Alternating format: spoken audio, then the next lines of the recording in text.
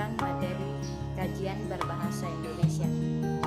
Materi pertama yaitu kajian berbahasa, materi kedua yaitu fonologi, materi ketiga yaitu klasifikasi.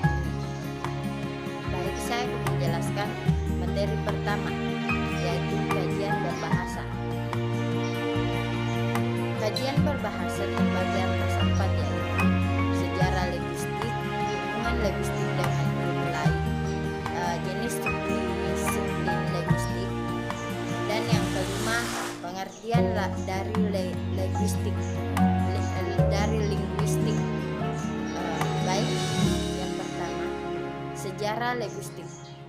Linguistik sesudah ada sejak zaman kuno, yaitu sekitaran abad ke-4 SM atau sebelum Masehi. Akan tetapi ini bukan awal kelahiran dari linguistik. Di sini linguistik hanya masih diibaratkan sebagai embrio saja. Selanjutnya, pada saat memasuki zaman Yunani atau yang kedua yaitu hubungan linguistik dengan nilai. Yang pertama yaitu linguistik dengan sosiologi. Sosiologi merupakan ilmu yang mempelajari tentang sosialisasi manusia dengan masyarakat. Yang kedua yaitu linguistik dengan antropologi. Psikologi dikenal dengan istilah psikologi linguistika, yakni sebuah cabang ilmu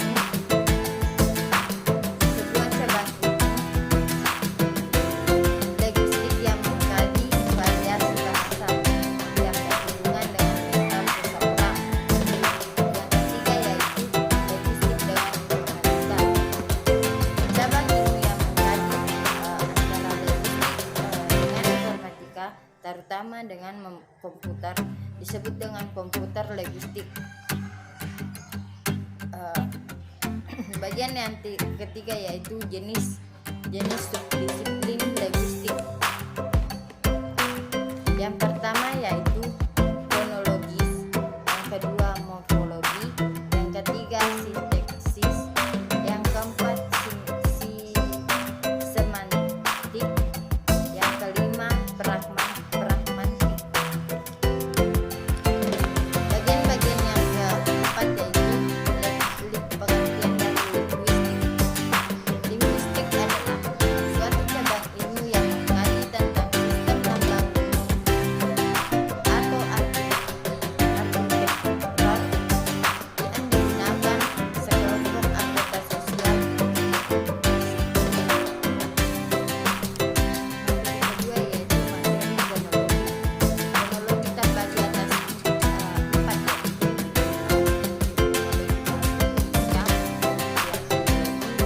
ilmu yang tercakup dalam fonologi, sistem fonologi dan alat ucap, dan sistem fonologi dalam alat-alat ucap. Yang pertama, struktur fonologi berbahasa. Struktur adalah penyusunan atau penggabungan unsur-unsur bahasa menjadi suatu bahasa yang berpola. B. Pengertian fonologi. Menurut Krida Laksana 2002 dalam Kamus Linguistik, fonologi adalah bidang dalam linguistik yang menyelidiki bunyi-bunyi bahasa menurut fungsinya. Yang ketiga yaitu ilmu yang tercakup dalam fonologi. Pertama, fonektik. Fonektik adalah bidang linguistik yang mempelajari bunyi bahasa tanpa memperhatikan apakah bunyi dalam bahasa Indonesia dan mempunyai perbedaan makna atau tidak.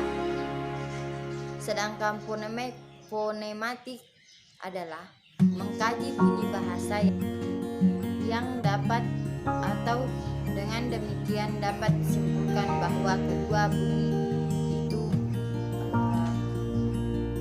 memiliki bahasa manapun. Yang ketiga yaitu sistem fonologi dan alur dan alat-alat ucap.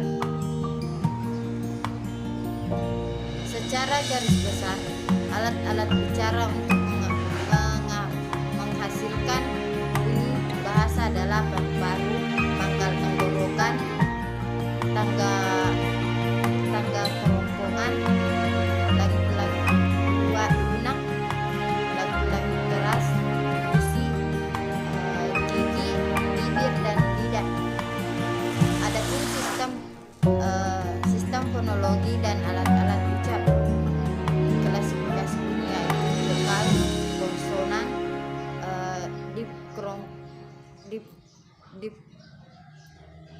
dipkrotong. Vokal adalah fonem yang dapat dihasilkan dengan gerakan udara keluar tanpa rintangan. Contohnya A, I, E, dan O. Sedangkan konsonan adalah fonem yang dihasilkan dengan menggerakkan udara keluar dengan rintangan. Contohnya A, C, D, E, dan D. Diftong adalah dua vokal yang diucapkan sekaligus. Berkembang vokal tersebut diftong apabila menghasilkan satu bunyi saja. Santai, kebau, survei, dan lambai.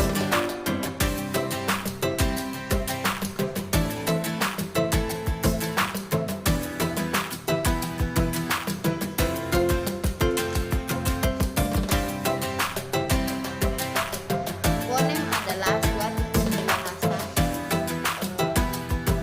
terkecil dapat membedakan arti.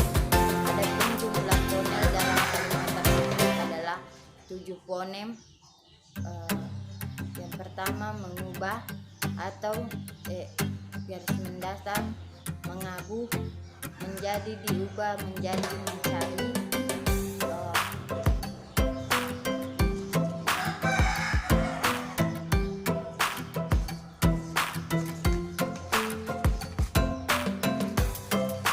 Morfem terbagi atas 5. Morfem terbagi atas 3. Morfem bebas, morfem terikat, dan morfem utuh. Morfem bebas adalah morfem yang dapat berdiri sendiri dalam satu kalimat. Morfem yang terikat adalah morfem yang tidak bisa berdiri sendiri, yaitu klasifikasi bunyi. Klasifikasi bunyi terbagi atas 2, yaitu fonetik dan fonemik. Pengertian fonetik yaitu ilmu berbahasa yang membahas tentang bunyi ajaran yang dibagi dalam tutur dan bagaimana bunyi itu dihasilkan oleh alat ucap manusia. Yang kedua yaitu fonemik. Fonemik adalah ilmu bahasa yang membahas bunyi-bunyi bahasa yang berfungsi sebagai pembedah makna.